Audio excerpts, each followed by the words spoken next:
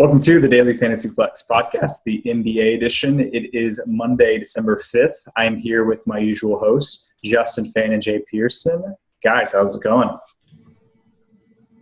It's going well. Thanks, Jay. Yeah, man, I got your back. It's coming off a nice NFL Sunday, just another week. And I'm preparing for some snow here in Colorado. We got it on the forecast.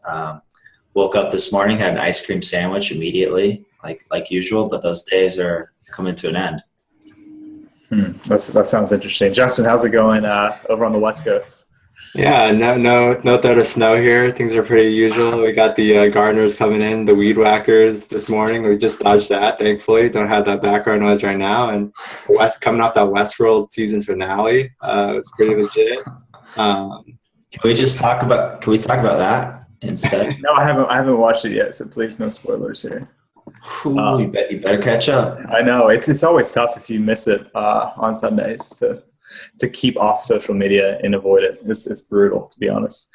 We can talk about Gilmore Girls. No, yeah, Right.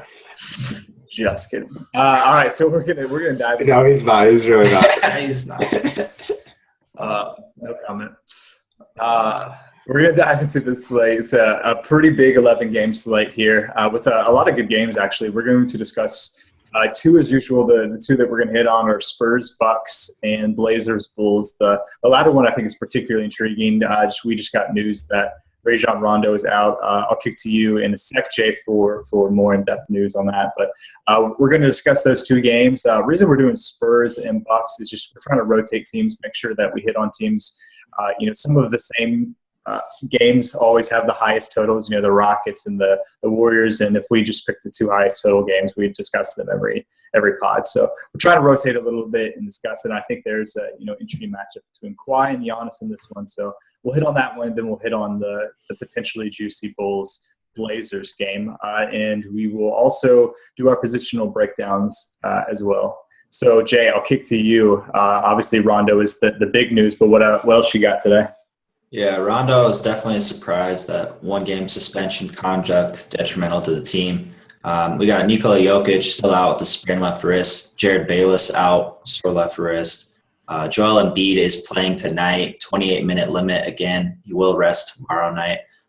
Robert Covington has been ruled out. Jahlil Okafor is questionable with an illness. That's something to monitor. Trevor Booker, after missing last game with an illness, or last two, I think, he's back tonight. Steven Adams, big news, sprained his left ankle last night. No word on his status for tonight, so that's something to definitely monitor.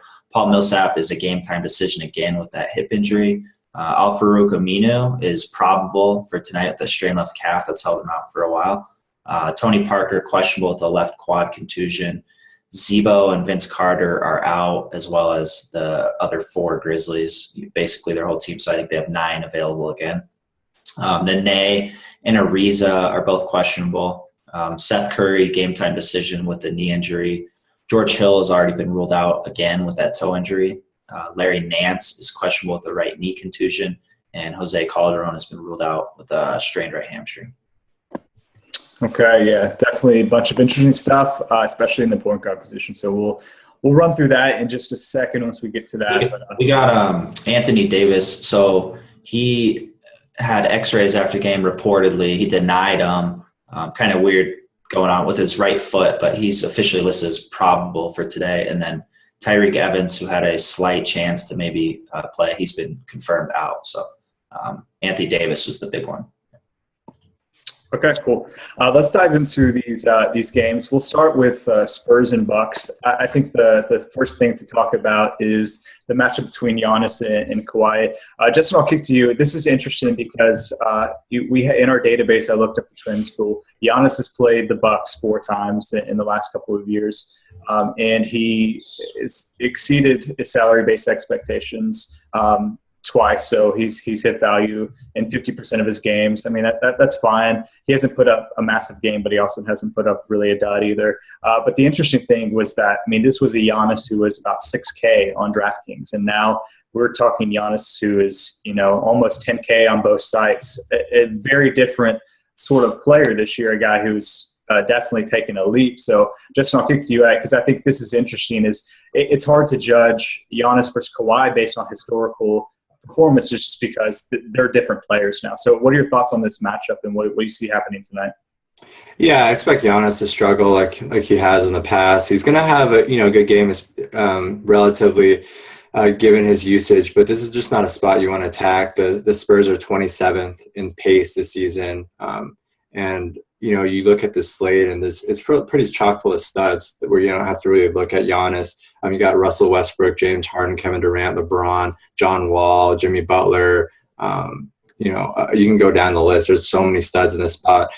The guy that does intrigue me is Kawhi because he's just the price has come down a little. He's affordable. I think you can take a look at him in tournaments. He's 8K on DK and 8,100 on FanDuel. I think he's the guy in this game that I'm kind of looking at. I think there's going to be some intrigue in John Henson from the Bucks. He's just been an absolute tear lately, averaging 32.6 FanDuel points in his last 4 games, and he's 4,700 on FanDuel. The thing I'd caution against with Henson, I think he's okay in tournaments, but I'd caution against Henson because the Spurs have allowed the 4th fewest blocks per game to opponents this season. They just don't get their shots blocked, and that's obviously where Henson gets a lot of his stats from. And so this game is not too attractive overall. I think there are a lot better spots to take a look at. Yeah, it's interesting, especially Kawhi. I mean, you were mentioning his price, and it's a tough decision figuring out, where you want to go. I think, we'll get into this in just a second. A guy like Jay Crowder is sort of going to be the easy cash option yet again. He's only 5.2 on FanDuel. But then you have guys like LeBron in a matchup against Toronto is 9.4, so he's 1,300 more than Kawhi. If you want to go up to Jimmy Butler, it's, an extra 700 or 900 rather. So that makes it interesting, Jay. I mean, are you interested in Kawhi because of that price? 8.1 is really cheap for him. Yeah, it's cheap, and I do like him in this spot. He still leads the team with over a 31% usage rate, even with them healthy. So he's still kind of the top option here. But like you just mentioned, with all those guys, KD, LeBron, Butler, Hayward even, it's just too many guys for me to really key in on Kawhi here. I think this game is a 6-point spread as of now, and we've seen the Spurs just play a lot better on the road than at home for whatever reason. I don't really buy into it too much because they've notoriously been really, really well at home in the past. But those numbers are strong. I think they scored 95 points at home and 109 on the road, so it's a pretty big difference. But yeah, in this game, I'm kind of on the mindset of just avoiding everybody, and yeah, especially Henson. I think that's a trappy play. 15 blocks in his last 5 games. It's just not a good spot for him. So I think you look at Kawhi, and yeah, the price is great, and maybe on other slates where we don't have like a loaded small forward position, I would consider him more. But we just have too many guys that I like more than him today. And are you off Giannis? I mean, just looking at I'm ownership. Yeah, I'm definitely off Giannis. Because you look at this spot, it's just like, what's the ceiling in this spot? It's not a good spot overall. It's slow. The Spurs don't turn the ball over exceptionally a lot. It's going to be tough for him to post a big line in this situation. And there's obviously, like I mentioned, so many other studs that have legitimately higher ceilings and juicy, high-paced games with nice totals. So even with the reduced ownership, I think it's just, I don't know, it's very borderline. Yeah, he's just particularly interesting in that he's been able to beat almost any matchup. And I know that Kawhi is a different animal as far as a defender goes, but I mean, he is significantly longer than Kawhi. So I'm not sure if that means anything this year, but I get the pace argument. I think that's sort of what hurts him more. It's like facing the Mavericks. It's always just a downgrade, less about the defense and more just about how slow they play. So the Spurs, yeah, they're a bottom 5 team in pace. So I get that argument. I'm just curious if, like how much he's really going to struggle against Kawhi, how much Kawhi is going to guard him. That's the question for me, because if he doesn't, he can put up a big game even in a slow pace affair. I don't know. He needs over 50, really. He's not cheap by any means, and we have so many other guys. I think there's like 5 or 6 players on FanDuel that are over 10K alone. So you just have a lot of studs on this slate. And the Bucks have been playing really good defense lately. They're 3rd in defensive rating the last 2 weeks, 5-1 in their last 6 games. So this game just kind of sets up to me as kind of just a slow-paced, defensive-minded letdown for DFS purposes. Fair. Yeah, definitely fair. I do think this is maybe just a more intriguing matchup in real basketball than DFS, even though I think Kawhi is definitely intriguing at his price. And maybe I don't mind Giannis a little bit in tournaments more than you guys. I think we've mentioned this before. He's a guy who will get up for big games. And like he posted 64 FanDuel points against LeBron. He had a really big game against Paul George earlier. So against some of these like higher name or bigger name stars, he's shown that he can put up big games. The Spurs might be a different story, but we'll see. Definitely an interesting game. Let's move on to the Bulls and Blazers. And I think really the question, and we were discussing this off air just a little bit, Jay, is what to do with Jerry Grant. I mean, he's a guy that he got 26 minutes in his last game and put up like 8 FanDuel points. So, people are going to look at that and think, oh gosh, what am I doing here? But 3.5 on FanDuel, I mean, he's just super cheap, has a really high projected plus minus in our models, had a really nice game against Portland earlier this year, his best game of the year. And so a question is, what do you do with Jerry? Is he a cash lock but a tournament fade for you, Jay? I don't think he's a cash lock, but I do think he's one of the top 3 options on both sites, realistically, with your lineup construction. 30 min price on FanDuel is pretty nice. It doesn't come around very often. So I think you look at something like Russ and Jaren there. I think the sample size, we can look back to last year too. He started 6 games and averaged 25.5 FanDuel points. That's a nice stretch in 30 minutes a game, I think. And I do think it's a little fluky to go off his last game versus Portland where he got 5 steals, and just kind of looking at this offense with Wade and Butler, 2 guys who can also handle the ball well. So I'm still fine rolling him in cash just because of the price, but I do think he definitely makes for a pretty strong tournament fade just because of you look at his ownership and then you look at his ceiling as well. Make me kind of get off him in tournaments, but cash, he's right there. We have a few other really cheap point guards we can get into too that I like as well. So it's kind of a matter of picking which guy you think probably has the highest floor. Yeah, point guard is really tough today. I mean, we'll get to this in a second, but we currently have 5 guys on FanDuel who have projected plus minuses of 5 or higher. So a lot of value at point guard today. Choosing 1 or 2 on DraftKings and FanDuel is going to be tough. Justin, what are your thoughts on? I mean, let's start on the Chicago side. Is Portland in the territory of we can just pick any player for the opposition and plug them in? Yeah, I think this is a really good spot. I think Jimmy Butler, we've seen average 45 DK points in the 2 games that Rondo's missed, plus minus an average of plus 6.2 over salary-based expectation. I think he's really safe.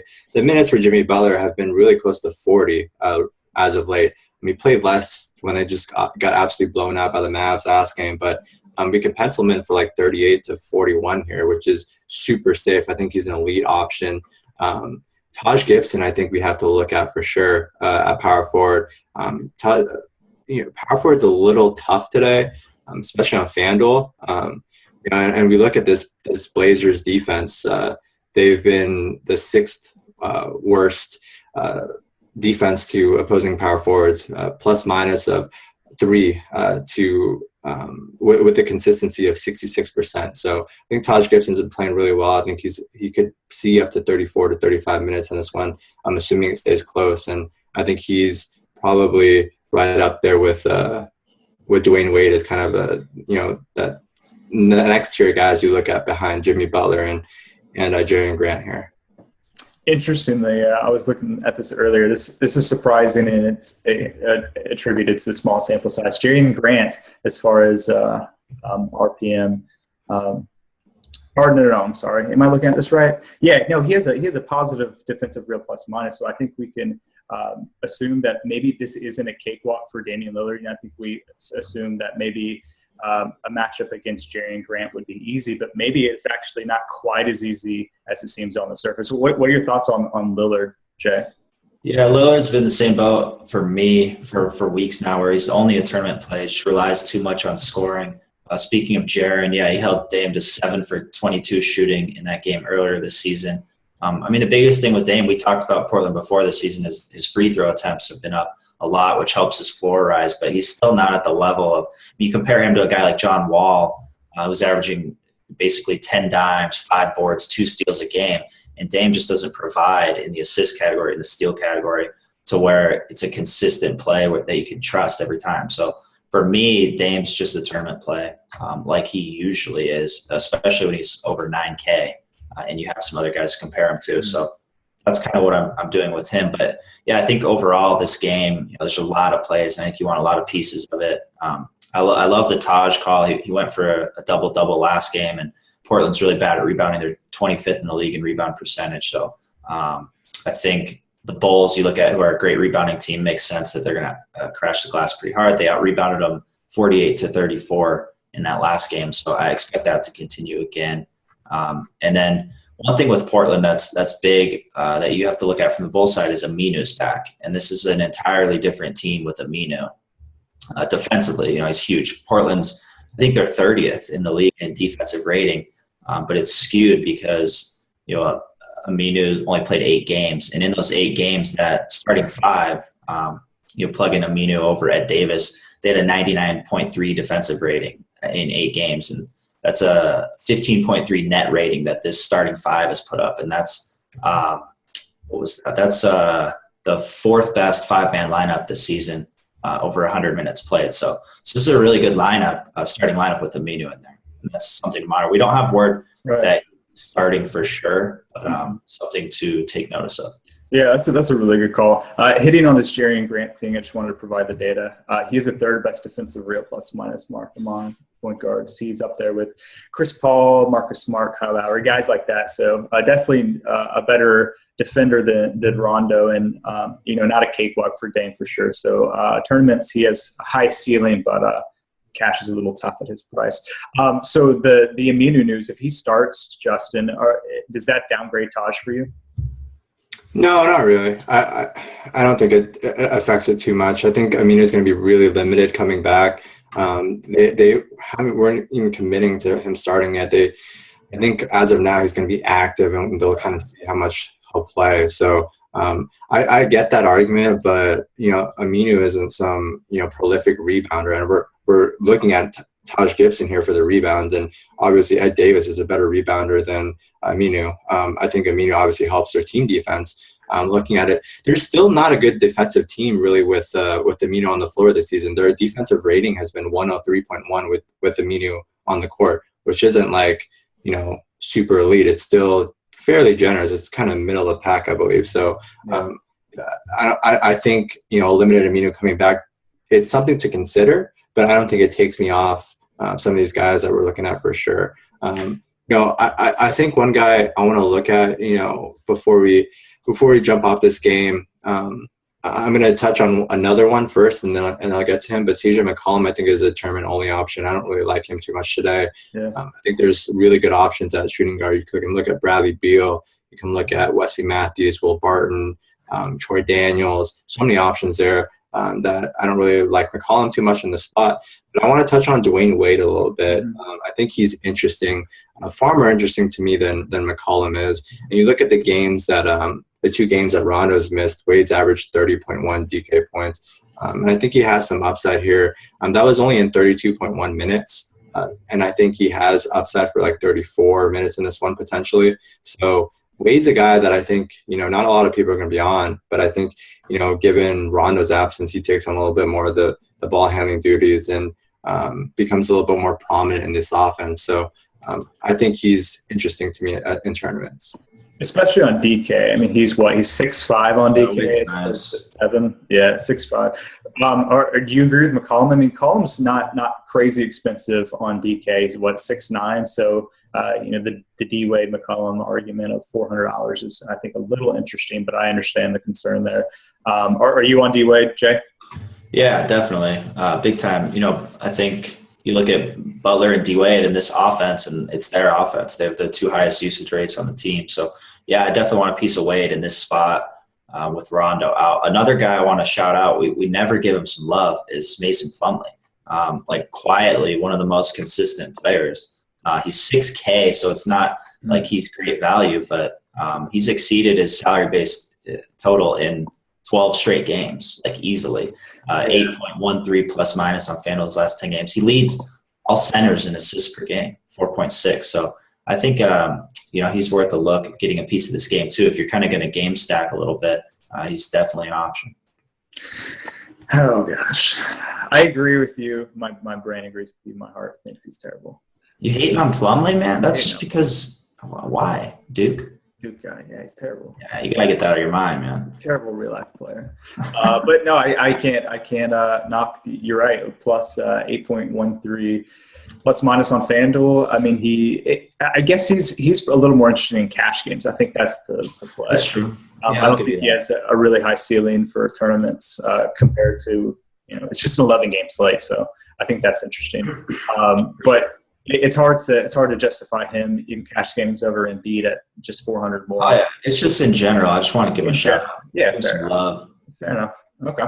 Well, let's move to our position breakdown, and we'll move through these. Try to keep this, not too long here. So again, this is a particularly interesting slate in that we have 5 point guards on FanDuel right now, have projected plus minus over 5. Those guys are Sergio Rodriguez, Jerry Grant, we just discussed, Russell Westbrook, Andrew Harrison, and Dennis Schroeder. So, Russell Westbrook is obviously the sort of the stud of the group there. And I think he's in a really good spot, so we can start with him. But then it's really interesting. It might be a slate in which you might want to pay down. Justin, I'll start with you. I guess the question is, with so much value, do you want to take 2 of these value guys, or do you want to try to get Westbrook in? I mean, Westbrook has been ridiculous. I mean, he's exceeded value in all of his games, even though he's at a very, very high salary. In his last 10 games, he's exceeded value by 11.26 points on FanDuel. So, I mean, this is a guy who's at a historically high price point, but is putting up historically great numbers. So he's a really hard fade tonight against Atlanta and Dennis Schroeder, who's really, really bad defensively against point guards. Yeah, I think I'm going to play Westbrook and Jerry Grant right now on FanDuel. I'm not going to fade Russ. And this Atlanta Hawks team has been just on a downward spiral as of late. They've just been getting blown out like crazy, just playing atrocious basketball. So I want to target this defense right now, given where it is. And I just don't. Russ is extremely safe in this spot, and 2.5 point spread. Right now, 2.5 point spread. So should stay relatively close. The minute should be there. Should see 34 to 36. So Russ is kind of where I'm starting. I think he's kind of the stud I'm looking at to start my rosters, especially with Anthony Davis really banged up, and and I think LeBron's interesting, but Westbrook has just been so much more consistent and safer. So that's kind of where I'm looking at point guard. I think Sergio Rodriguez on FanDuel is really interesting. We have Jared Bayless is out. I think everybody's going to be on Jerry Grant as the value play, and Sergio has been really productive. He's going against Denver too. We've talked repeatedly on this podcast about how bad Denver's been against opposing point guards, are the worst defending point guards. So I think Sergio's nice value on FanDuel at 4,600. I think I like in tournaments just game stacking this, like the dual point guard look at against the Hawks and the Thunder here. Westbrook against Schroeder, they should go back and forth, and it should be pretty entertaining. So Schroeder's really interesting, and he's produced even with these massive blowouts. He's found a way to really put up numbers. I think the one thing that might concern me a little bit is the potential return of Paul Millsap. Schroeder's been kind of benefiting a little bit usage-wise with the absence of Millsap. Millsap's a game time decision right now, so I'm going to kind of keep an eye on that. I think I'm going to probably downtick Schroeder slightly if Millsap plays, but he's still nice regardless, given this matchup. Yeah, for sure. Jay, before we get into some tournament plays, I think these guys, especially those 4 core, I think are the guys that you're probably looking at in cash games and probably high exposure in tournament. In Rodriguez, Schroeder, Grant, and Westbrook. What are your thoughts on Andrew Harrison? I mean, he's a guy who's a high projected plus minus. He's $300 cheaper than Sergio. He's he's going to play probably a couple more minutes. He has not quite as interesting of a matchup. Sergio is going against Denver, who we know is the worst team against point guards. But Harrison has been pretty good lately, and he's a little bit cheaper. Does that make him intriguing at all? They just signed Tony Douglas, and we don't have official word that he'll be debuting tonight. But if he is, that kind of totally gets me off Harrison. Even if he's not, I still like these other guys ahead of him. I like Sergio ahead of Harrison. And, for tournaments, it's going to be fading like all these guys because we have so many other guys, Isaiah Thomas, John Wall, especially. The way things are shaping up on DK, John Wall was like a strong cash game play for me. But now with all this value, he kind of gets tossed aside, and I love him in this spot. With his upside, his big minutes. So you get into this situation with all these cheap guys and you pick them for cash, but I think that makes it easy to kind of fade them in tournaments. But if I ranked those cheap guys, on FanDuel, I'm looking as of now at starting Russ and Jaren, and then EK probably going Jaren there as well. So he's kind of my guy because he's the cheapest. One more guy I want to shout out to, who's really, really good value on DK at 5,100 is Darren Williams. His price hasn't caught up to the fact that he's the starting point guard playing 30-plus minutes on a team that's absolutely decimated with injuries. I think he has a very good shot here, especially against Charlotte. Charlotte on the road. Charlotte's coming to Dallas. I mean by that, Dallas home game. He has a really good shot at 30 DK points in this one, and his implied points based on his salary is 23.2.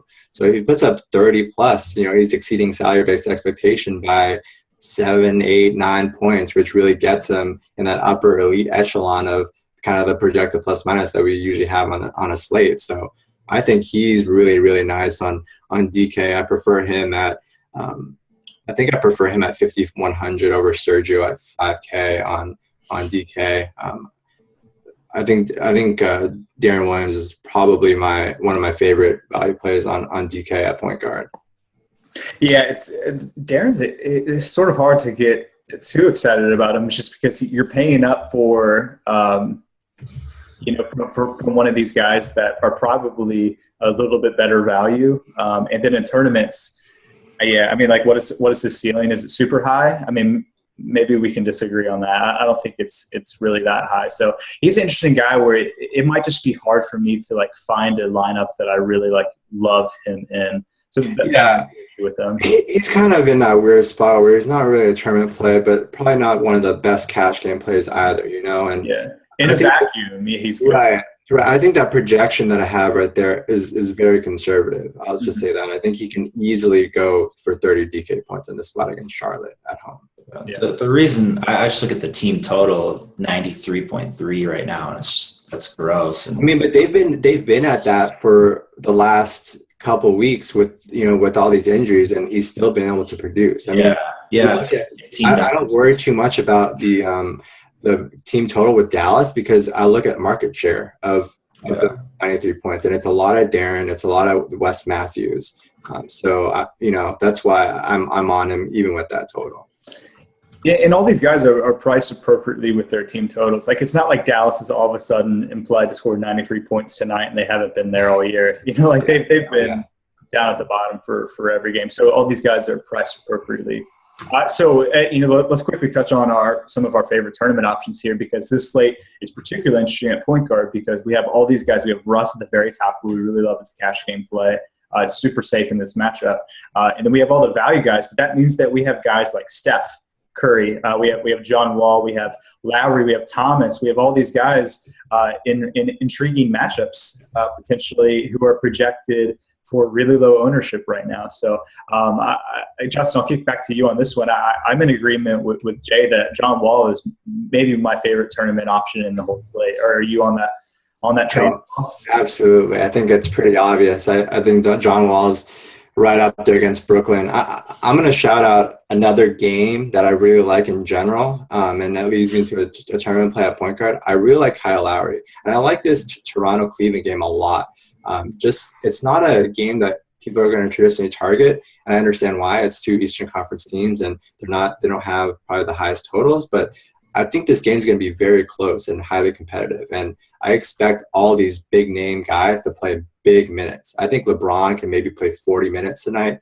He's been approaching that, recently. They've been on a 3-game slide, Cleveland has, and they really kind of need this game to turn things around. So I like this Cleveland-Toronto game. I think Lowry, DeRozan, LeBron James, really strong floors for all those guys. And Lowry, I think, can probably approach 45, 46 DK points in this one potentially. Mm-hmm. Yeah, Jay, what are your thoughts on these top guys? Some of them are a little more intriguing than others. I think Kemba, I'm not super on in this split-face matchup against Dallas. But some of these other guys, we talked about Wall against Brooklyn, Lowry against Kyrie. And Steph obviously is a really nice matchup against Indiana and T. But like all these guys have low ownership. So John Wall is your favorite, but what do you think about the other high-priced guys? Yeah, I think, especially with all this value in cash games, they're going to have high ownership so people can fit some of these other guys. It's just going to lead to a lot of similar rosters when you go the same value play and then the same expensive play, and then you have these middle guys. So I like taking the opposite approach in tournaments. Wall's my favorite, especially on DK. That's at 8,900, and Brooklyn's second in pace this season. It's a perfect spot.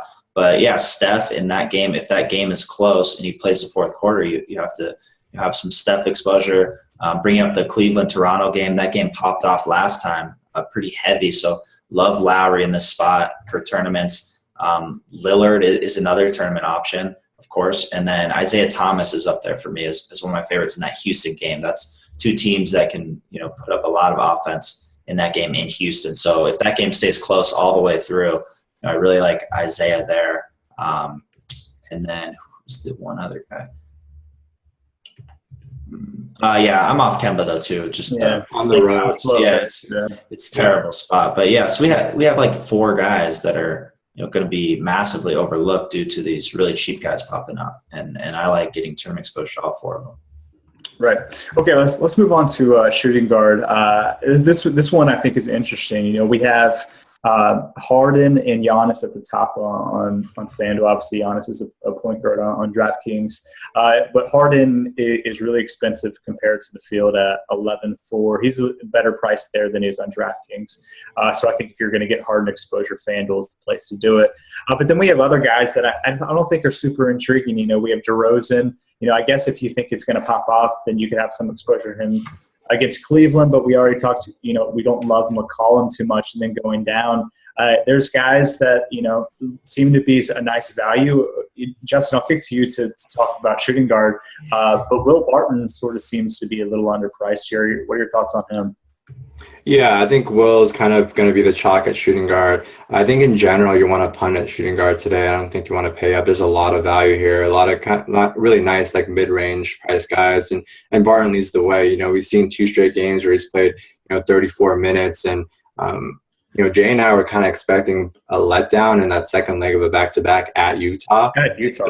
He put up 25 and 4 with 2 steals and a block. So I think it's pretty nice. And you look at this Philly defense without Bob Covington. I think Bob Covington is a really solid defender. You kind of replace him with Gerald Henderson, Nick Stauskas, whatever they're going to throw out there. It's not good. So I think Will Barton's really safe here. We kind of know what we're going to get from this Denver team. I think we have a couple games now with kind of the group that we're expecting them to play with no Jokic and no Gary Harris, and we kind of gotten a couple games here where we kind of know what to expect. So I feel comfortable with Barton's floor, and his price is obviously really nice. I think beyond that, people are going to be really, really on Troy Daniels. And that feels like you're chasing points. I like it still. I think it's fine. The price is not too expensive, but you look at Troy Daniels. This is a guy who's effective field goal percentage of 69% over his last 3 games. He's hit 52% of his threes over the last 3 games, averaging 8.3 attempts per game. He's just on a heater right now. So regression is going to come. But I still like the price and the spot. It's still 4,200 on FanDuel and DK, which is fine to me. I think there's still a lot of usage there right now in Memphis, and the team total is not too bad. So I'm okay with Troy Daniels against New Orleans. Team total at 96.5 is good enough for me. And then Wes Matthews has continued to really produce over the last week or so. Has shown a flash a little bit of a ceiling too. So 5K on FanDuel, even against Charlotte, I think it's solid. Puts him right up there. And we talked about Bradley Beal already being one of the the elite options always at shooting guard. It's surprising that he was on a minutes restriction last game. That came out of nowhere. He was on a minutes limit of 28 to 30. That was revealed after the game, which was not useful at all. It would have been good to know before, but it came out that he's off his minutes limit for this one. Some concern that it's the front leg of a back-to-back, but we know the Wizards are just going ham with their players' minutes. So I feel pretty good about Bradley Beal here, against the Nets. He's probably the best stud at shooting guard for me on the slate. Yeah, I think that's a good call. So DraftKings, I think, is not too complicated here. I think Barton at 5-1, you only have to get one shooting guard, so I think that's pretty easy. Barton's also a really nice play, actually a little bit better value on FanDuel. So I think he's a guy you can lock into your first spot. But this second spot, I think, is a little tough. Jay, I'm leaning more towards, I want to try to get up to the Beal D-Wade range for that other guy. But are you comfortable dropping down to a West or a Troy Daniels, or would you rather get the safety of those guys? I think looking at the slate, with Jaren Grant at 3,500, I think you have a little more wiggle room, but you also have a lot of guys who are really expensive. And we'll get into the power forward position. I think power forward is a lot tougher than shooting guard. Shooting guard's actually really, really deep today. We just reeled off 8 guys that are playable, and that's usually not the case. So I would like to get up to Beal. But I don't think it's too real. I think it might be a little more difficult depending on what you do with at power forward. So another guy who's good in that mix is Sean Kilpatrick. Good matchup he has, and in 9 starts this season, he's averaging 27 FanDuel points per game. So at his salary, he only needs 22.5 to pay off his price. So I look at him as another great value play at the top tier of playable shooting guards. So I'm personally fine with spending down and kind of punting this position overall. Obviously, you lock Barton in. So the second spot on FanDuel, I'm probably going to try to save there so I can fit in some of these other guys because I really love the top tier guys at this position in terms of price. That's fair. Yeah. Okay. Any last thoughts? Obviously, Harden really has a high ceiling against anyone. I don't think you have to go him in cash here by any means, but we have to mention him in tournaments, I believe. But I think we sort of hit on shooting guard. Let's move on to small forward. Avery Bradley's another guy. There are some other guys. It's such deep position. You can have a few more tournament plays there. I think Bradley's nice. We mentioned Dwayne Wade earlier, another tournament play that we like a lot there. Yeah. Okay. What else do you got, Justin? I think another kind of deeper tournament play is Klay Thompson. I looked up a trend for the Warriors in games where they're implied, where their Vegas spread is 12 points or greater, where they're kind of massive favorites. And Klay is the best this season among all Warriors in those situations where it's projected to be a blowout, surprisingly. He has a plus-minus of 5.4 in those situations where the Warriors are 12-point or more favorites with a 90% consistency, too. Going up against Indy, obviously not a really imposing matchup, but I think, you can take a look at Klay potentially. What do you think? J.R. Smith is horrible right now. I'm off it. Yeah. Okay, he's horrible right now. He's going to have a good game eventually. I'm going to throw him in there. I think he has the potential to play 35 minutes in this one. Take it as you will. Very small tournament exposure, but if J.R. Smith at 35 minutes at 3,600, not the best spot, but I'm gonna just keep throwing him out there and see if he hits one of these days. Yeah, I guess so. It could happen. It could happen. Let's move on to small forward. So I think this sort of breaks down on DraftKings. Barton has a dual eligibility shooting guard small forward, but I think he's more valuable in your shooting guard spot there, especially since Jimmy Butler's only 8'5" here. I think he's definitely the best value stud. You guys can disagree with me there. FanDuel, we talked about. Jay is obviously still really underpriced at 5'2". But then the question is, who's going to be that small forward too? Justin, you talked about liking LeBron a lot in the spot, but he's up at 9'4". We talked about Kawhi is really cheap at 8'1". Hayward's just a little bit below him against the Lakers. So, where are we going? Jay, I'll start with you. You can give your thoughts on the DK Butler call, but for that small forward 2 spot, where are you looking? It's tough choosing between those top studs for your second guy. Yeah, it really is. We had this problem. We've had it recently quite a few times where we have like four guys in really, really good spots, possibly underpriced. I mean, LeBron's underpriced for sure. And I like LeBron is my favorite tournament play as small forward. 9,400 for a guy in this game. This game jumps off, massive upside there.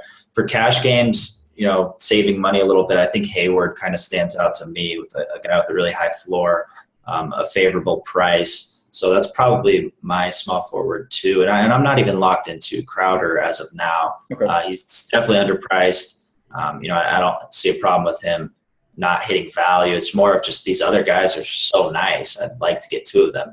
Two of Butler, LeBron, and Hayward would be nice. Yeah. Yeah, you look at Crowder on FanDuel at 5,200 with a 97% bargaining. He's number one in my model right now. But you look at his plus minus, very comparable to like the rest of those guys underneath him. So I'm with Jay that I'm not locking in a Crowder just yet. I think it's you can look at Otto Porter, Wilson Chandler. Those are two like mid-range guys that I 6,300, 6,400 that I feel really good about with their matchups and their floor. That I feel comfortable with. Harrison Barnes, 6,200, not bad either. That's kind of the range I'm looking at, and obviously I like Jimmy Butler a lot, and yeah, it's really deep, man. There's a lot of options, coming to the forefront today. Yeah, for DK, are you going Butler? DK, I'm with you on Barton's more valuable at shooting guard. I'll definitely try to get Butler in at 85. Yeah. Yeah, for sure. I think, that's a guy with a really, really high floor, especially with Rondo out there. So yeah, I think you'd rather pay 85 for Jimmy than 79 for Gordon Hayward. Just pay at the 600 more. I think the ceiling, I like it a little better there for Jimmy without Rondo against his Portland defense. Agreed, but I think Hayward's a better value on FanDuel. Yeah, he is. Sure. Compared to 9 for Jimmy. Yeah. So are you team Hayward over maybe Kawhi at 200 more? I am team Hayward. Yeah. Without George Hill, it's so like such a slam dunk. You don't have to really overthink it. The usage, the assists, and then the rebounds have been pretty solid without Favors. So it's a great spot for Gordon Hayward. Yeah, he just popped off for 21 in the third quarter last game. That's incredible. It's crazy to even take Hayward over Kawhi when Kawhi's only 200 more. It's insane. The Spurs do play. This is the front leg of a back-to-back too. So. I don't know. I don't think I'm not saying they'll rest anyone or anything, but it's just a minutes monitoring thing, that could potentially happen. And I just feel safer with Hayward at this point, which is crazy because Kawhi is, so consistent with his floor too. So I guess I don't mind either, really, but that's probably where I'm leaning with Hayward as one, and then, try to pay up to Butler or LeBron even. You have Crowder to fall back on if that doesn't really work out. And then the guy that we haven't mentioned is Durant here. He's the highest priced guy, but we haven't mentioned him just because, just dollar per point. He's not a good value, but it's really high total game, and it's probably going to bring low ownership as a result of that. I'd rather have KD over Steph if you're looking at a tournament play on the Warriors for that game. But yeah, like I said, there's so many mid-range options that are really solid that you don't have to spend up, and there's other spots where you should be spending up. And we'll get to power forward, especially on FanDuel next, and that's kind of a spot that I'll be looking to spend up a little bit for some floor. Yeah, well, let's dive right into that then on power forward. So I don't even want to. I want to talk more about LeBron coming off. They've lost 3 in a row, right?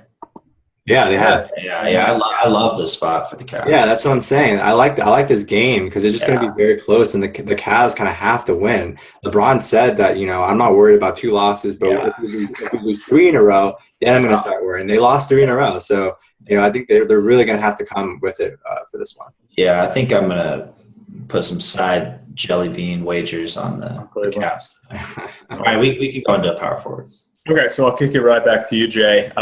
Did you mention that you were sort of off Brow? He's just looking at that at this point. It is tough, and we have Brow at the top, and then it drops down quite a bit. But I don't know. Just looking at the available options, it's hard to. There's available options, man. I mean, Not there are. really. I'm off Brow though. I'm not playing Brow with Marcus Holt down low. He struggled last season pretty mildly against the Grizzlies. Yeah. It's not a good spot. It's not, and there are plenty of other guys. And then he's injured already. I mean, come on. I mean, this is like begging for a Anthony Davis head to locker room Monday tweet. I'm queuing it up. I'm scheduling it. So where are we going? I mean, is it JaMychal Green night? Is that where we're headed? I'm fine with JaMychal. Okay. Yeah, I'm fine with it. But you're right. The power. It's so difficult. It's you know what I'm hoping. I mean, what time? It's 11 a.m. my time or whatever. I'm just hoping that within the next 5 hours, Steven Adams is out. So I can just go Cantor. That's what I want. Mm-hmm. That's like I'm banking on it basically at this point because I don't like anybody at this position really comparable to the price. I mean, like JaMychal stands out. He went off last game. We still got Zipo out, of course. I think he's fine. We talked about Taj. I don't generally like going him in cash, but he's serviceable in this spot. Yes. Draymond, I like, but I just don't think I'll have the 8K realistically. It's possible, but he kind of shapes your lineup to where you're going to be sacrificing at a few other spots you might want to pay up. If he's the difference of like Jimmy Butler or Jay Crowder, saving and spending up at small forward, then, that's something to take into account too. So, but I'm not spending up on Anthony Davis in cash for sure. Mm-hmm. And I'll probably have very low tournament exposure, if any, really. I am the Brow Whisperer. I did say on the last pod. I did call it. It was like 4 games in a row without an injury, and then of course came back. He missed 8 crucial minutes, and so it's a spot. Wow, I wish I wanted to screenshot that because Bryan had major stink face over there when you mentioned Draymond. It was unbelievable. He's got a floor that's higher than any other guys. I don't hate Draymond. All right, so Draymond, Kevin Love, I think are those 78 to 8K options where I wouldn't pay up for Love. Love's 200 cheaper than Draymond. I know. I wouldn't. That's what I'm saying. I'd much rather have Draymond. Yeah. Okay. I'd rather have Draymond in cash easy. Yeah, but it's hard to pay up. I mean, I'm telling you guys, just put in Cantor. Don't worry about it. Adams will miss tonight, and you're good to go. You're not hoping for D Wade to get ruled out so you can start Mirotić and hate yourself. 2 minutes. I mean, Rondo already got ruled out. I never have to run into that 4-point game again. Oh my God, Nico, never again. I mean, my stink face was just looking at the power forward spot. I mean, it's just so brutal. I mean, literally no one is safe. I mean, like, not really. Yeah. Is JaMychal the safest guy? Like, right? Like, if that's the case, it's a brutal. I mean, like, there's other guys that you could potentially like talk yourself into for tournaments. Like I don't mind Markieff Morris in some tournaments. Like some of these, like I like Love in tournaments, especially if we think this game might pop off a little bit. These guys are fine in tournaments, but I don't trust any of their floors. I mean, maybe JaMychal, maybe Taj. I mean, like this is brutal. I think that's kind of where I'm looking at to start JaMychal and Taj on FanDuel. Just kind of spend down a little bit. I think Taj's floor is pretty safe. He's going to see 30 to 35 minutes over that range. I feel pretty safe especially against this matchup against a Blazers team that really struggles to rebound. So I think their floors are you're paying 10-9 combined between Taj and JaMychal. I think that's pretty solid. Draymond's nice, but the floor is the floor really worth it with this spread? I mean, there's some risk there too, and there is for sure. Yeah, that's why it's so tough. And the problem with Dre is it's kind of like settling and being like, okay, I don't like any of those guys, so I'm just gonna pay up for a guy who has a floor of 30. Yeah. But like, what if one of these value cheap guys hits 28 and then you just wasted $3K of salary? That's why I'm locking in Cantor at 4,900. All right, Jay, what do you think about potentially on DraftKings with multi-eligibility? If you could get like LeBron as your power forward, is that something that you might do? Yeah, I don't think you can really get him on DK. I know. Yeah, man. I mean, of course. I would definitely want someone out of position there as my power forward. I don't even know. Yeah, like DraftKings, like I think Taj is the play. Might be Taj again. Yeah, Taj is plenty fine. Yeah, I think Taj is the play for cash, but I mean it's brutal, so brutal. Yeah. All right. So before we move on to center, I mean, is there any other guys that you even want to like shout out? I mean, Yeah, I want to shout out Markeith on FanDuel at 4,700 because he's been playing pretty big minutes lately, especially with Jan Mahinmi's out again. They're a little short in that front court. He can play. I can see him playing like 36, 37, 38 minutes potentially. I have him projected right now at 33.8, more because it's Markieff Morris. I don't want to be aggressive with him in general, but against Brooklyn, I think it's worth some tournament exposure for sure. I think it is. He's going to have he can't keep shooting like the way he's been shooting. He's going to have some big games eventually, and this is a good spot. I like the minutes upside too. Yeah, for sure. I think. I mean, outside of my Cantor love, as of now on FanDuel, I'm going JaMychal and Taj, and on DK, I'm going Taj. Yeah, and that will change if Adams is ruled out. For sure. Yeah, I agree with that. Other than Markieff, I mean, any other guys that are even interested in tournaments? The only other guy, like if we're just going down the list here, I mean, I don't love Aldridge here. Going down, I mean, like Randall and Fareed, we're talking like these guys in the mid-range. I think the one guy you might have small exposure to is Ryan Anderson. I mean, he's gone over 30 FanDuel points in this. Yeah, he's been raining. Yeah, he's been shooting like 10 threes a game. So, yeah. I mean, if we're talking just low exposure to guys, he's one guy that I might have a little bit of. Yeah, I'm cool with that. Definitely. But, I mean, it's brutal. Like, other than that, like, I mean, I would like Aminu if he was going to play. Like, yeah, he might not even play, really, at all. Right. So, yeah, you can't go him. Yeah. Yeah, it's tough. Nico's probably not going to play enough. I mean, yeah. All right, let's move on to center then.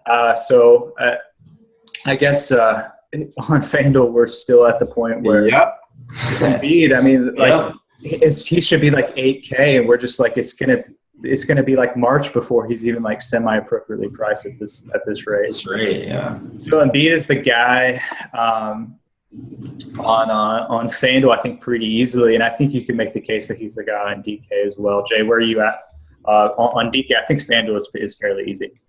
So a guy on DK who's underpriced massively is Gortat, who I, again, like a lot in this spot. He went off last game with Spurs. He's just underpriced. DK does this sometimes, especially with centers, is you see a lot of them underpriced, and that's why if you run the optimal or whatever, you'll get two centers a lot, and this position's just generally deep and underpriced. So I think you probably still go Embiid, but I wouldn't be against going both. I like that call. We talked about it was Portland being a bad rebounding team, and Brooklyn's even worse. Brooklyn's 29th in rebound rate this season. So Gortat, I think, a very, very good shot at a double-double here. And it's kind of feeds into my point about Markieff. I think there's net upside here for Gortat as well, with Mahinmi out there a little short in the front court. Jason Smith isn't going to play a ton. So Gortat, I have him projected for 34.6 right now, but he's a guy I can easily see, in a close game going 36, 38 minutes. So Gortat, yeah, I like him a lot on DK. Yeah. I probably still like Embiid a little bit more, but I think if you're looking at cash lineups, and I wouldn't mind, like Jay Sean said, going Embiid and Gortat together. Gortat's popped him, some optimals like recently, and for good reason. He's just too underpriced on DK. Yeah, don't fight it. Yeah, no, I like the double center call. So I think it's not that hard for cash. I mean, I think you guys nailed it right there. If we're going tournaments, one guy I really like is on the other side of that Gortat affair, which is Brook Lopez. And I think we could talk about Horford as well. What are your thoughts on those two guys, Jay? I mean, I think Brook Lopez is the worst rebounding 7-footer in the history of basketball, probably. But yeah, I like him as tournament play. Yeah, center gets interesting because the guy you're fading is on a 28-minute limit, but he's also the greatest player in the NBA. So it's kind of tough to fade him. But I think if you do take that route, you have a lot of interesting guys. I mean, you can kind of just run down the list. And, Anthony Davis is center eligible on DK. Marc Gasol is still nice. I like him quite a bit. He's been nice. He's underpriced on FanDuel again. So you kind of get down. Tristan Thompson's like a nice value play in this spot. Tristan and Valanciunas should both see solid minutes against each other in this one. I think both are good value. The guy I like on FanDuel still is Clint Capella against Boston. The minutes recently have been a little concerning, especially given the play of Montrezl Harrell. Harrell's kind of chipped into his minutes a little bit, but if Capella can see, his usual like 28 to 30 in this one against Boston, I can usually see, him challenging 30 plus FanDuel points. He's implied at 23. That's what he needs to put up to hit value. So against Boston front court that really struggles to rebound, I like Capella at 5,700 on FanDuel. Right. I mean, and any of these other guys that are interesting. I want to give some love to Andrew Bogut. Just been smashed on a permanent basis. Yeah. I think he's prone to fewer minutes just in blowouts, but if the game stays close, he can play 28 minutes pretty easy and just destroy. He's diming, rebounding, he's blocking, he's doing everything. So I think he's interesting. What about Mark? What about Marc Gasol? Yeah, Gasol's fine. I shouted him out. Yeah, FanDuel is cheap. So the thing is, with all these guys, we can shout out all these value guys. Like Tristan's good value. Mason Plumlee, who I mentioned earlier, good value. But are you really going to go these guys and see a higher ceiling than Embiid? It's unlikely. So for me, I'm in a spot where we don't have Boogie. We don't have that many guys Drummond, even with that massive ceiling, that have an insane ceiling. None of these guys really. So it's a spot where I on FanDuel heavy Embiid exposure still, even though he's going to be high on. Yeah, he does have the highest ceiling. You're right. Mark is nice though against the Pels. I like that quite a bit in tournaments. I think he's the guy that can potentially push for a pretty nice ceiling in this one. What's Embiid's floor even with 28 with this minutes limit? 70 FanDuel points. Yeah, it's as high as some. It's you just get into all these other guys, and it's well, Embiid's floor is basically right around what we're hoping. What their ceiling is, yeah. So, I think Gasol definitely. Horford has definitely flashed some massive. Yeah. So there's a few guys. I think you want to cut it pretty small, though. And, Bogut's great value for sure. And what was the ceiling? Right. You're not going to play Valanciunas or Tristan Thompson tournaments. Those guys have very narrow ranges. Right? Exactly. They're not good scorers, relatively. Yep. They're not going to pop up for 20 and 10, right? They're going to pop up for 10 and 16, which is good. Yeah. But it's not a GPP winning probably play, right? Yeah, I'd keep my exposure really tight, center. Yeah. Okay. Fair enough. Yeah, I can't really find any other guys that I think are even that interesting. I think we sort of covered the center. Any love for Rudy Gobert? I like the spot, but he takes 4 shots a game. I don't even care. Yeah, he can get 15 rebounds and 4 blocks and. Yeah, I mean, it was a ceiling.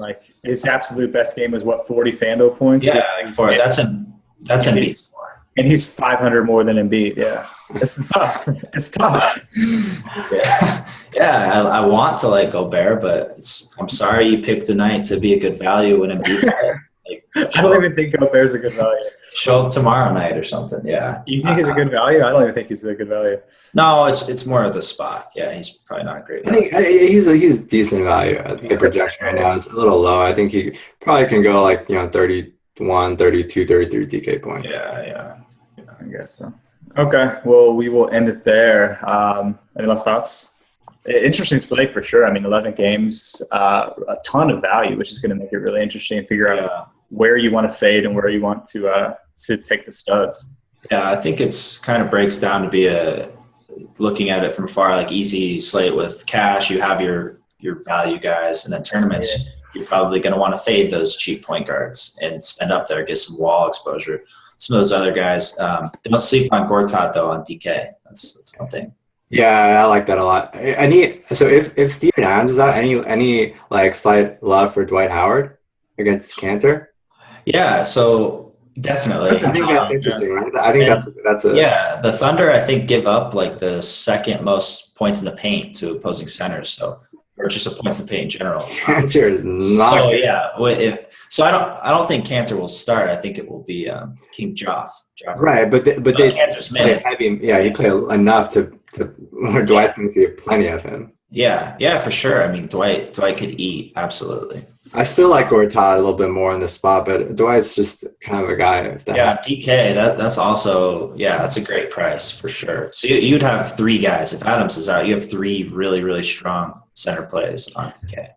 Dwight's tough in though that like a lot of his value is tied to rebounding. While Cantor's not a good defender, he is a really good rebounder for because he misses like 8 shots. Yeah, a lot of them are offensive. Yeah. I mean, sure.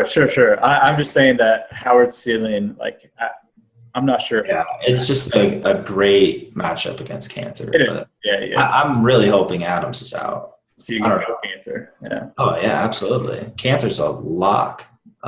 You guys remember last year? He played 2 games last year. He started 1 game and he went for 33 points, 20 rebounds. Yeah. Oh my God. Like he went off, man. Yeah. I want that again. I've missed it every day since then. Man. One of these days we'll have like a no limits Embiid and a Cantor start in the same slate, and Jake's not gonna know what to do. Oh man, yeah, that'd be crazy. All right, well, we will end it there. Thanks everyone for listening as usual. Good luck tonight, and we will be back Friday for our next pod. Thanks, guys. Good luck, guys.